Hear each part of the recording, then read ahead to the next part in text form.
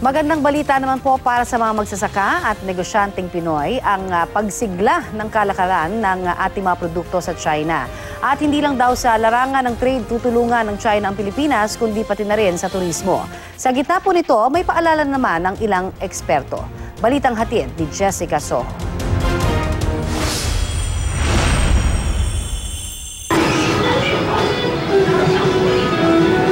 Sa mga supermarket ng Beijing ngayon, for sale muli ang mga saging mula sa Pilipinas, pati na ang ating mga pinya.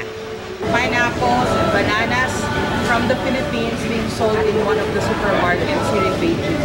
Hindi maikakailang saging ang isa sa mga barometro ng estado ng diplomatic relations sa pagitan ng Pilipinas at ng China. Nung umasim ang ating ugnayan dahil sa isyu ng agawan ng teritoryo sa West Philippine Sea, itinigil ng China ang importasyon nito ng ating mga prutas dahil di umano sa mga peste na nakita sa mga saging. This cannot be avoided if you're in agriculture. I believe the reason for the problem was more political than quality or economic. Pero matapos ang pagbisita ni Pangulong Duterte sa China, Oktubre ng nakaraang taon, inalis ng China ang ban sa importasyon ng mga prutas mula sa Pilipinas. Sa pagbuti ng relasyon sa pagitan ng China at ng Pilipinas, inaasahan ding madadagdagan ang kalakalan sa pagitan ng ating mga bansa. Mas maraming kalakalan, mas maraming produkto, mas maraming trabaho. Iwas tensyon. Sa Ministry of Commerce ng China sa Beijing, nakapanayam ko si Director General Wu Zhengping.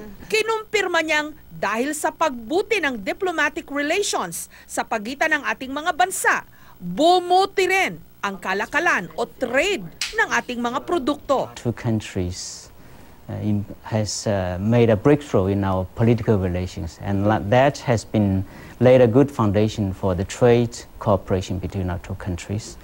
The import of China from the Philippines in terms of bananas, pineapples increased by more than 50%. At dadagdagan pa raw ng China ang mga bibilhin nitong mga produkto mula Pilipinas sa halagang $2 billion.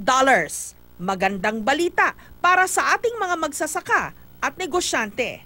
This will open doors to further trade between these two countries, which is going to be good for our economy. China ang may pinakamalaking populasyon sa buong mundo, halos 1.4 billion.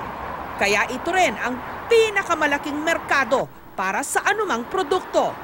Jackpot para sa anumang kumpanya ang makapagbenta ng produkto sa mga Chino. Sa kasalukuyan, China na ang #1 trading partner ng Pilipinas. Ang Pilipinong kumpanyang Liwayway, manufacturer ng gawgaw, pati na rin ang chichirya, matagumpay na napasok ang Chinese market. Nakapagtayo pa ito ng pabrika sa China at ang mga produkto nitong snack items kabilang sa mga nangunguna sa China ngayon. We welcome very much the investment from the Philippines, and Li Weiwei in China has been very successful, and Oishi has been a very popular brand among the kids of China. Ang SM, hindi lang sa Pilipinas nangunguna sa paggawa at pag-operate ng mga mall. SM has made investment in more than 7 cities in China.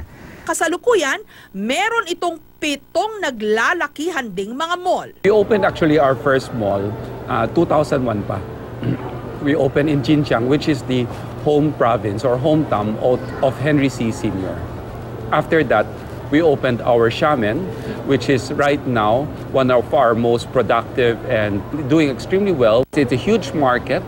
You have billions of people in China that you could really make sure that you capitalize on the population. No?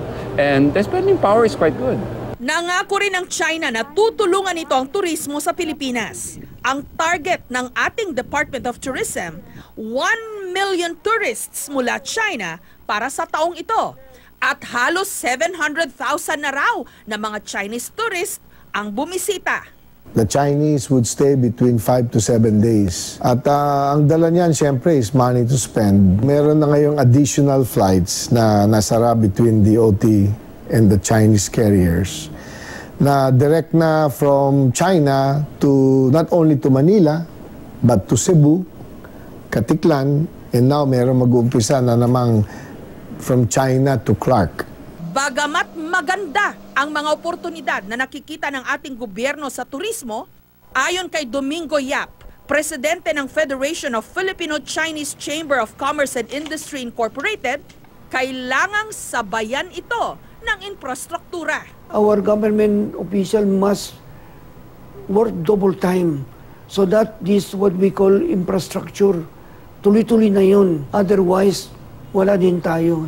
Para naman sa analyst na si Professor Richard Heydarian, hindi porket bati-bati ika nga o nagkakamabutihan ang Pilipinas at China ngayon pagdating sa trade at turismo, ay dapat ng isang tabi ang mas malaki pa ring issue o tinik sa ugnayang Pilipinas-China, ang agawan ng teritoryo. Generally, yung style ng China is pag nagbigay siya ng malaking investments sa economics, trade at infrastructure, gusto niya mag-concede ka quietly dun sa mga geopolitical concerns. Ang tanong ko dito is, anong nakukuha natin so far sa China pagdating sa West Philippine Sea? Kasi hindi mo naman pwede sabihin na porkit nag-pledge ng China economic investments, pero tayo tumahimik dyan. Jessica Soho, GMA News.